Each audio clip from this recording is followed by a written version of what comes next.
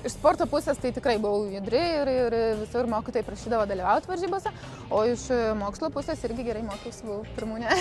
Man sportas tikrai labai patiko, aš lengvą atletiką pradėjau gal nuo 12 metų kažkur lankyti ir iškart man gan neblogai sekėsi. Of this arena, Birmingham circuit, and Wembley has gone out well. The Americans on the left of the picture in the blue vest, a good strong start from Shakima Wembley of the United States. Eilidh Doyle just got some work to do because Seskiniemi, the national record holder from Lithuania, has hit the bell, had started well, but Doyle has responded excellently, and so at the bell it's Shakima Wembley. Ir kuo skiriasi, pavyzdžiui, bėgti pačiai savo ir bėgti estafetė, kada bėgi jau su kitom merginom?